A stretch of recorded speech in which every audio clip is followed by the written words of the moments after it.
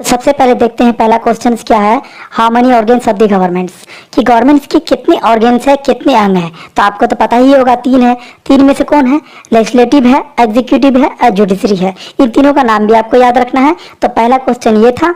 दूसरा देखिए, total originally article in constitution, जब संविधान बना तो उस टाइम में कॉन्स्टिट्यूशन में कितने अनुच्छेद थे, कितने आर्टिकल थे? तो कितने थे? 395। लेकिन आफ्टर अमेंडमेंट टोटल अमेंडमेंट कितने हो चुके? 105। तो टोटल अमेंडमेंट कितने हुए? 105 अमेंडमेंट होने के बाद अभी 448 आर्टिकल हमारे संविधान में है। तीसरा क्वेश्चन देखते हैं, how many articles in constitution hour after amendment, संविधान के संशोधन होने के बाद जो टोटल अमेंडमेंट्स के बाद हमारे संविधान में कितने आर्टिकल्स हो गए? 448, 448 अनुच्छेद अभी हैं। और चौथा नंबर क्वेश्चन देखते क्या है, total parts and schedule in constitution, अगर अभी की बात करें कॉन्स्टिट्यूशन में कितने पार्ट्स हैं? 25 पार्ट्स और कितने शेड्यूल्स हैं? 12 शेड्यूल्स हैं। और आगे बढ़ते हैं, टोटल अमेंडमेंट्स इन कॉन्स्टिट्यूशन, अभी तक हमारे संविधान में कितना अमेंडमेंट्स हो चुका? 105 अमेंडमेंट्स हो चुका। अगर आपको कोई एग्जाम में क्वेश्चन अगर आए कि संविधान में कितने अमेंडमेंट टोटल हो चुके, तो टोटल 105 अमेंडमेंट अभी तक हो चुका है। When was Constitution adopted, हमारा संविधान को कब अडॉप्ट किया गया? 26 नवंबर 1949 को हमारे संविधान को अडॉप्ट किया गया। इस पॉइंट को आप याद रखिएगा। और आगे क्वेश्चन क्या है, कॉन्स्टिट्यूशन केम इनटू फोर्स, भारतीय संविधान कब लागू हुआ? तो भारतीय संविधान 26 जनवरी 1950 को लागू हुआ पूरे भारतवर्ष में। और नेक्स्ट क्वेश्चन देखते हैं, who is chairman of drafting committee, जो भारतीय संविधान के जो बनाने में उसके ड्राफ्टिंग कमेटी के चेयरमैन कौन थे? तो उसका आंसर क्या है? डॉक्टर भीमराव अंबेडकर इसके क्या थे? ड्राफ्टिंग कमेटी के चेयरमैन थे। नेक्स्ट क्वेश्चन की तरफ बढ़ते हैं, total making days of constitution, कभी कभी क्वेश्चन आपको एग्जाम में पूछ लेते कि संविधान बनने में कितना दिन लगा। तो 2 साल 11 महीना 18 दिन टोटल हमारे भारतीय संविधान को बनने में लगा है। अब नेक्स्ट क्वेश्चन देखते हैं कि concurrent list is borrowed from, हमारे तो भारतीय संविधान में कितनी लिस्ट है? यूनियन लिस्ट है, स्टेट लिस्ट है और कंकरेंट लिस्ट है। तो इसको कहाँ से लिया गया? इसको लिया गया है आपको ऑस्ट्रेलिया से। आप याद रखिएगा, अगर पूछा जाए आपको क्वेश्चन में कि कंकरेंट लिस्ट को कहाँ से बोरोड किया गया, तो उसको कहाँ से बोरोड किया गया? ऑस्ट्रेलिया से। नेक्स्ट क्वेश्चन देखते हैं, language of preamble borrowed from, कि ये जो प्रियम्बल है ना, क्या बोलते हैं, भारतीय संविधान का जो प्रस्तावना है उसके लैंग्वेज को कहाँ से लिया गया है? उसको ऑस्ट्रेलिया से लिया गया है। इस पॉइंट को भी याद रखिएगा। नेक्स्ट क्वेश्चन देखते हैं, election of president borrowed from, जो हमारे भारत में राष्ट्रपति का जो चुनाव होता है उसको किस कंट्री से लिया गया है? उसको कहाँ से लिया गया? आयरलैंड से लिया गया है। अब हमारे भारतीय संविधान में अगर इलेक्शन ऑफ प्रेसिडेंट्स की बात करें तो कौन आर्टिकल डील करता है? आर्टिकल 54 अगर आप देखेंगे तो वो प्रेसिडेंट्स के इलेक्शन के बारे में बात करता है। अब देखते हैं, directive principle of state policy हमारे भारतीय संविधान में कहाँ से बोरोड किया गया? तो इसको बोरोड कहाँ से किया गया? आयरलैंड से किया गया। आप डीपीएसपी जो हमारे भारतीय संविधान में कौन कौन आर्टिकल्स है? आर्टिकल 36 से लेकर के 51 तक डील करता है हमारे भारतीय संविधान में। अब आते हैं नेक्स्ट क्वेश्चन की तरफ। नेक्स्ट क्वेश्चन क्या है, amendment of the constitution borrowed from, हमारे भारतीय संविधान में जो अमेंडमेंट का जो प्रोविजन है वो कहाँ से लिया गया? संशोधन का प्रोविजन वो लिया गया आपको साउथ अफ्रीका से। लेकिन हमारे भारतीय संविधान में अंडर आर्टिकल 368 अमेंडमेंट को डील करता है। और कितने तरह का अमेंडमेंट होता है? एक तो क्या होता है, अमेंडमेंट सिंपल मेजोरिटी से होता है, एक स्पेशल मेजोरिटी से होता है, एक स्पेशल मेजोरिटी के साथ क्या बोलते हैं, at least half of the states का क्या रेक्टिफिकेशन चाहिए। ये 3 तरीके से अमेंडमेंट्स होता है हमारे भारतीय संविधान में। नेक्स्ट क्वेश्चन देखते हैं, फंडामेंटल राइट्स बोरोड फ्रॉम, तो फंडामेंटल राइट्स कहाँ से लिया गया? यूएसएसआर से लिया गया, रसिया से लिया गया हमारे भारतीय संविधान में। तो फंडामेंटल राइट्स जो हमारे कॉन्स्टिट्यूशन में है जब हम देखते हैं तो आर्टिकल 14 से लेकर के 32 तक मेनली क्या करते हैं? फंडामेंटल राइट्स को डील करता है। अब आगे देखते हैं, distribution of power between centre and states from, कहाँ से लिया गया? ये कि केंद्र के पास भी शक्ति होगा और स्टेट के पास भी शक्ति होगा। ये कहाँ से लिया गया? कनाडा से लिया गया है। नेक्स्ट क्वेश्चन देखते हैं, suspension of fundamental rights during emergency, हमारे भारतीय संविधान में इमरजेंसी का प्रोविजन कहाँ से लिया गया है? जर्मन से लिया गया, ये इसका आंसर है। और ये इमरजेंसी का प्रोविजन हमारे भारतीय संविधान में कौन सा आर्टिकल डील करता है? आर्टिकल 52 से लेकर के आर्टिकल 360 तक ये डील करता है, किसको? इमरजेंसी के प्रोविजन को। आप याद रखिएगा, आर्टिकल 20 और 21 जब इमरजेंसी लगेगा उस टाइम में दोनों आर्टिकल्स को सस्पेंड नहीं किया जा सकता। आर्टिकल 21 क्या डील करता है? Protection in respect of conviction, ये आर्टिकल 20 डील करता है। आर्टिकल 21 क्या डील करता है? Right to life and personal liberty. और right to life and personal liberties में एक इंपॉर्टेंट केस लॉ है जो मेनका गांधी का, याद रखिएगा, जिसमें सुप्रीम कोर्ट का जजमेंट आया था कि क्या होगा, कोई भी प्रोसीजर होगा तो क्या होगा, जस्ट, फेयर और रिजनेबल होना चाहिए। ये भी इंपॉर्टेंट पॉइंट्स है, ठीक है। अब नेक्स्ट क्वेश्चन की तरफ बढ़ते हैं। नेक्स्ट क्वेश्चन क्या है? Procedure establish by law borrowed from, कहां से लिया गया? Procedure establish by law borrowed from कहां से लिया गया? जापान से लिया गया। जब आर्टिकल 21 पढ़ेंगे, जब मेनका गांधी का केस आप पढ़ेंगे तो ये चीज आपको देखने को मिलेगा कि कोई भी लॉ का प्रोसीजर होगा तो वो क्या होना चाहिए? जस्ट, फेयर और रिजनेबल होना चाहिए, ठीक है। चलिए अब नेक्स्ट क्वेश्चन देखते हैं। इक्वालिटी बोरोड फ्रॉम, हमारे संविधान में जो टर्म इक्वालिटी है ये आपको प्रियम्बल में भी देखने को मिलेगा, आर्टिकल 14 में भी देखने को मिलेगा। आर्टिकल 14 दो तरीके की बात करती है, इक्वालिटी बिफोर लॉ और इक्वल प्रोटेक्शन ऑफ लॉ। तो इक्वालिटी जो टर्म है ये कहाँ से लिया गया है? फ्रांस से लिया गया है। और टर्म आपको इक्वालिटी कहाँ कहाँ देखने को मिलता है? हमारे भारतीय संविधान में। और कहाँ देखने को मिलता है? आर्टिकल 14 में आपको देखने को मिलेगा। नेक्स्ट क्वेश्चन देखते हैं। Rule of law borrowed from, ये कहां से लिया गया? यूके से लिया गया। रूल ऑफ लॉ का मतलब भारत में क्या है? कानून का शासन है, रूल ऑफ किंग नहीं है। जब आप आर्टिकल 14 आप देखते हैं तो वहां पे आपको रूल ऑफ लॉ का कंसेप्ट दिखता है, क्योंकि हमारे भारत में कानून का शासन है, रूल ऑफ किंग नहीं है। नेक्स्ट क्वेश्चन देखते हैं। Single citizenship borrowed from, single citizenship का प्रोविजन जो है, एकल नागरिकता का प्रोविजन कहां से लिया गया? यूके से लिया गया। और हमारे भारत में सिंगल सिटीजनशिप का प्रोविजन है, कोई भी व्यक्ति नागरिक होगा भारत का नागरिक होगा, ना कि कोई भारत का नागरिक अलग, यूनियन का नागरिक अलग है और स्टेट का नागरिक अलग होगा, अमेरिका का जैसा। अमेरिका में क्या है? डुअल सिटीजनशिप का प्रोविजन है, लेकिन हमारे भारत में क्या है? सिंगल सिटीजनशिप का प्रोविजन है। और ये सिटीजनशिप का प्रोविजन जब हम देखते हैं कॉन्स्टिट्यूशन में, आर्टिकल 5 to 11 उसको सिटीजनशिप को डील करता है। नेक्स्ट क्वेश्चन देखते हैं।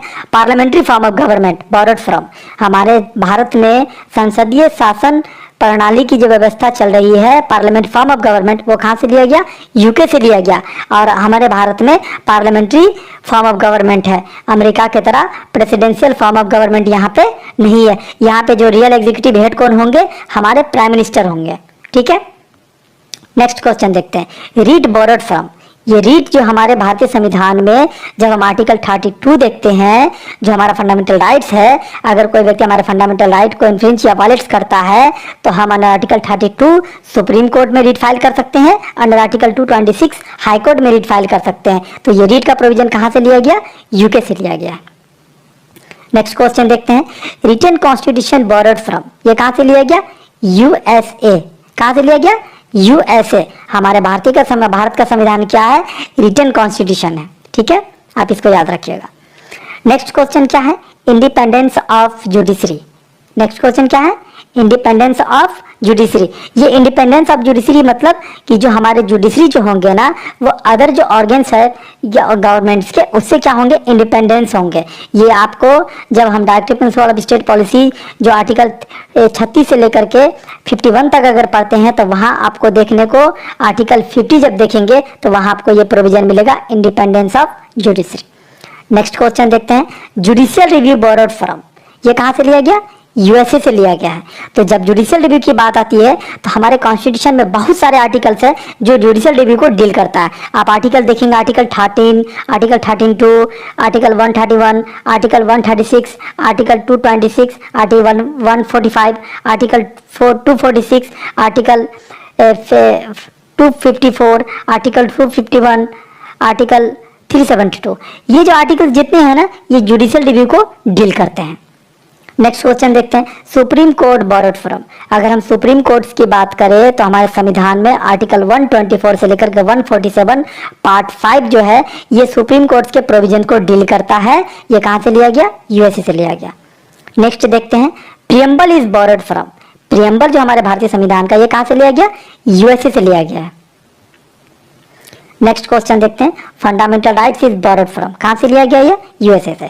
लेकिन हमारा फंडामेंटल राइट्स की अगर भारतीय संविधान में बात करें तो आर्टिकल 14 से लेकर के आर्टिकल 32 तक डील करता है ये हमारे कॉन्स्टिट्यूशन में। Separation of power borrowed from, ये separation of power borrowed from कहाँ से लिया गया? ये यूएसए से लिया गया। हमारे भारतीय संविधान का अनुच्छेद 50 इसको डील करता है। अब देखते हैं नेक्स्ट क्या है, इन विच की court held that the preamble is not part of constitution, किस केस में ये कहा गया कि प्रेम्बल क्या है, कॉन्स्टिट्यूशन का पार्ट नहीं है? तो ये किस केस में कहा गया? बेरोबारी केस पे। इसको आप याद रखिएगा, बहुत इंपॉर्टेंट क्वेश्चन है। नेक्स्ट क्वेश्चन देखते हैं, in which case Supreme Court has said that the preamble is the key of the constitution, किस केस में कहा गया कि प्रेम्बल क्या है? एक की है, किसका? कॉन्स्टिट्यूशन का। ये री बेरोबारी केस आप देखेंगे तो वहां आपको ये टर्म मिलेगा। नेक्स्ट क्वेश्चन देखते हैं, in which case Supreme Court held that the preamble is the part of the constitution. इससे पहले वाले केस में, बेरोबारी के केस में क्या कहा था कि प्रेम्बल हमारे कॉन्स्टिट्यूशन का पार्ट नहीं है, लेकिन इस केस में क्या कहा गया कि प्रेम्बल हमारे कॉन्स्टिट्यूशन का पार्ट है। किस केस में? केशवानंद भारती केस में कहा गया कि प्रेम्बल हमारे संविधान का पार्ट है, हमारे संविधान का अंग है। नेक्स्ट क्वेश्चन देखते हैं, in which case Supreme Court define the term socialist, ये सोशलिस्ट टर्म आपको कहाँ देखने को मिलेगा? प्रेम्बल जब आप देखेंगे तो यहाँ पे सोशलिस्ट टर्म आपको वहां देखने को मिलेगा। लेकिन ये किस केस में डिसीजन हुआ था? एक्सेलवियर वर्सेस यूनियन ऑफ इंडिया के केस में ये टर्म आपको सुप्रीम कोर्ट के द्वारा डिफाइन किया गया था। नेक्स्ट क्वेश्चन देखते हैं, in which case Supreme Court define the word secular state, किस केस में सुप्रीम कोर्ट ने सेक्युलर स्टेट को डिफाइन किया और बताया? ये ST Xavier college versus state of Gujarat के केस में इस टर्म को डिफाइन किया गया। हमारा भारत क्या है? सेक्युलर स्टेट है। सेक्युलर स्टेट का मतलब a country which has not its own religion, कोई एक देश है जिसका कोई अपना धर्म नहीं है। ठीक है, हमारे भारत में विभिन्न धर्म के लोग, धार्मिक धर्म के लोग रहते हैं, जैसे हिंदू, मुस्लिम, सिख, ईसाई सब रहते हैं। इसीलिए हमारा भारत क्या? सेक्युलर स्टेट है। और ये सेक्युलर स्टेट टर्म आपको कहाँ दिखेगा? प्रीएम्बल में देखने को मिलेगा। नेक्स्ट क्वेश्चन देखते हैं, in which amendment inserted 3 new words in preamble, वह कौन सा संविधान का संशोधन है जिसके अंतर्गत 3 प्रीएम्बल में वर्ड जोड़े गए थे? तो वो कौन सा अमेंडमेंट है? अमेंडमेंट 42, जिसके अंतर्गत कौन सा वर्ड जो ऐड किए गए थे? देखिए, secularism, socialism and integrity by which amendments. इससे पहले क्वेश्चन था, अब एक क्वेश्चन इसी का बन गया आपको कौन कि ये 3 वर्ड जो है किससे, कौन से संविधान संशोधन के द्वारा ऐड किए गए थे? वो कौन से वर्ड थे? सेक्युलरिज्म, सोशलिज्म और इंटीग्रिटी। ये 42वां संशोधन करके संविधान में हमारा प्रीएम्बल में ऐड किया गया था।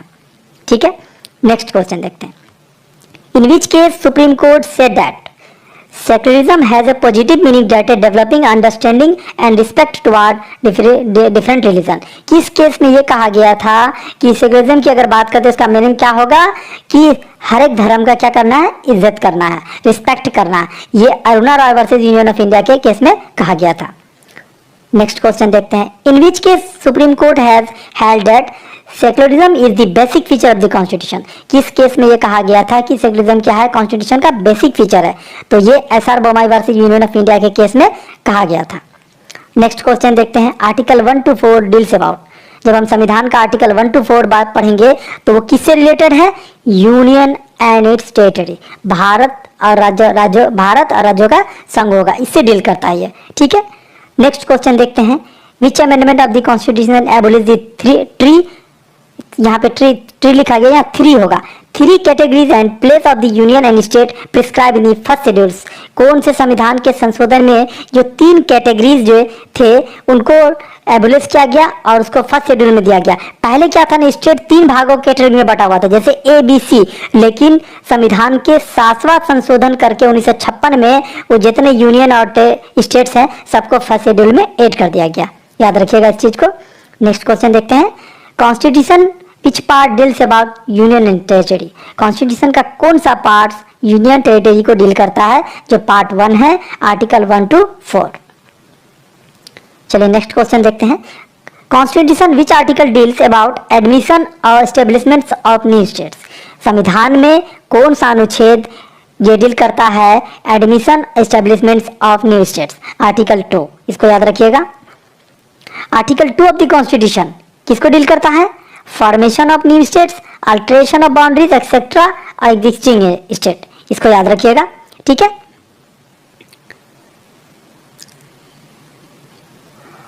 Part second of the constitution deal about, संविधान का पार्ट सेकेंड किसको डील करता है? सिटीजनशिप को डील करता है। सिटीजनशिप कौन से अनुच्छेद? अनुच्छेद 5 से 11 तक। नेक्स्ट क्वेश्चन देखते हैं, which articles of constitution deal about citizenship, भारतीय संविधान का कौन सा अनुच्छेद सिटीजनशिप डील करता है? तो आर्टिकल कौन सा है? 5 to 11।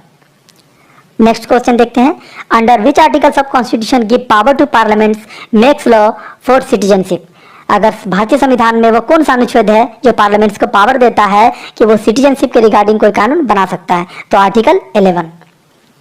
नेक्स्ट क्वेश्चन देखते हैं, in which case Supreme Court held that in India article 5 recognise one domicile, मतलब डोमिसाइल ऑफ इंडिया, किस केस में ये कहा गया था कि आर्टिकल 5 के अंतर्गत किसी का डोमिसाइल क्या होना चाहिए? एक डोमिसाइल होना चाहिए, और डोमिसाइल क्या होना चाहिए? Domicile of India. तो ये क्यों, कौन सा केस था? Pradeep Jain versus union of India. Next question देखते हैं, part third of the constitution deals about, जो हमारे भारतीय संविधान का पार्ट थर्ड क्या डील करता है? Fundamental rights. नेक्स्ट क्वेश्चन देखते हैं, आर्टिकल 12 डील्स अबाउट, हमारे भारतीय संविधान का अनुच्छेद 12 क्या डील करता है? स्टेट को डील करता है। याद रखिए, किसको डील करता है? स्टेट को डील करता है। नेक्स्ट क्वेश्चन क्या है, the term state under which article, अगर हम स्टेट टर्म की बात करते हैं तो किस आर्टिकल में दिया गया? ये article 12 of the constitution. Next question देखते हैं, in which article of constitution deal about law, हमारे भारतीय संविधान में कौन सा आर्टिकल्स है जो किसके बारे में डील करता है? लॉ के बारे में। जैसे लॉ इंक्लूड्स ऑर्डिनेंस और rules, regulation, notification etcetera. Article 13 इसको डील करता है। In which judgement of the supreme court justice must just, fair and reasonable, किस कौन से केस में सुप्रीम कोर्ट में ये कहा था कि जस्टिस होगा क्या होना चाहिए? जस्ट, फेयर और रीजनेबल होना चाहिए। ये मेनका गांधी के केस में गया था, कहा गया था। ये आर्टिकल 21 से right to life and personal liberty से रिलेटेड है। नेक्स्ट क्वेश्चन देखते हैं, Sunil Batra case is related to, ये सुनील बत्रा केस है, बहुत इंपॉर्टेंट केस है कॉन्स्टिट्यूशन में। ये किससे रिलेटेड है? हेबियस कॉर्पस केस से रिलेटेड है। हमारे कॉन्स्टिट्यूशन में जो क्या बोलते हैं कि रिट्स दिए गए हैं, जिसमें पहला रिट्स क्या हमारा? हेबियस कॉर्पस है, ठीक है। ये सुनील बत्रा केस इसी से रिलेटेड है। नेक्स्ट क्वेश्चन देखते हैं, which amendment of the constitution abolish the right to property, हमारे भारतीय संविधान के किस संशोधन में जो हमारे प्रॉपर्टी जो क्या बोलते हैं राइट टू प्रॉपर्टी, जो हमारा फंडामेंटल राइट था उसको क्या कर दिया? एबोलिश कर दिया, खत्म कर दिया गया 44 अमेंडमेंट के द्वारा। नेक्स्ट देखते हैं, by 44 amendment of the constitution which article has been omitted, को 44वां संशोधन के द्वारा जो हमारा right to property fundamental right था, किस आर्टिकल को हटाया गया? तो आर्टिकल 31 याद रखिएगा। और आर्टिकल 19 में आपको क्या बोलते हैं? आर्टिकल 9 क्लास 1 सब क्लास एफ के अंतर्गत जो हमारा right to property fundamental right था उसको रिमूव किया गया था, और उसे कहाँ ले आकर के जोड़ दिया गया? आर्टिकल 300A, जिसके अंतर्गत सरकार को ये पावर मिला कि अगर पब्लिक यूटिलिटी के लिए, पब्लिक के फायदे के लिए सरकार अगर कोई जमीन लेना चाहे तो वो ले सकती है, ठीक है। वो हमारा क्या बोलते हैं? फंडामेंटल राइट नहीं, वो हमारा राइट टू प्रॉपर्टी क्या था? अब हमारा कॉन्स्टिट्यूशनल राइट हो गया और लीगल राइट हो गया, ठीक है। नेक्स्ट क्वेश्चन देखते हैं, which article of constitution deal about right to property, तो राइट टू प्रॉपर्टी कौन आर्टिकल डील करता है? आर्टिकल 19 क्या बोलते हैं? सब क्लास 1 सब क्लास जी। नेक्स्ट क्वेश्चन देखते हैं, how many fundamental rights under article 19 of the constitution, हमारे अनुच्छेद आर्टिकल जो 19 है जिसके अंतर्गत कितने हमारे फंडामेंटल राइट्स है? तो कितने हैं? 6 हैं टोटल। नेक्स्ट क्वेश्चन देखते हैं, state of Bombay versus Balsara related to which doctrine of constitution, जब हम कॉन्स्टिट्यूशन आर्टिकल 13 पढ़ेंगे ना तो उसमें 3-4 डॉक्ट्रिन्स है जो बहुत इंपॉर्टेंट है, उससे रिलेटेड ये केस है। तो किस केस में कहा गया रिलेटेड है? ये डॉक्ट्रिन ऑफ सेवरेबिलिटी, याद रखिएगा, ये बहुत इंपॉर्टेंट केस लॉ है। नेक्स्ट क्वेश्चन देखते हैं, Ramesh Thapar versus case related किससे है? ये Ramesh Thapar versus union of India का केस है, ये किससे रिलेटेड है? फंडामेंटल राइट से रिलेटेड है। नेक्स्ट क्वेश्चन देखते हैं, Vikaji versus state of Madras, Vikaji versus state of Madras ये किस डॉक्ट्रिन से रिलेटेड है? Doctrine of eclipse. Doctrine of eclipse जब आप देखेंगे तो वहां पे ये केस लॉ आपको देखने को मिलेगा। जब आपको क्वेश्चन में अगर कुछ पूछा जाए कि डॉक्ट्रिन ऑफ एक्लिप्स किस से रिलेटेड है, या आपको Vikaji versus state of Madras दिख जाए तो आप उस पर टिक करके आएंगे, आपका आंसर ठीक हो जाएगा।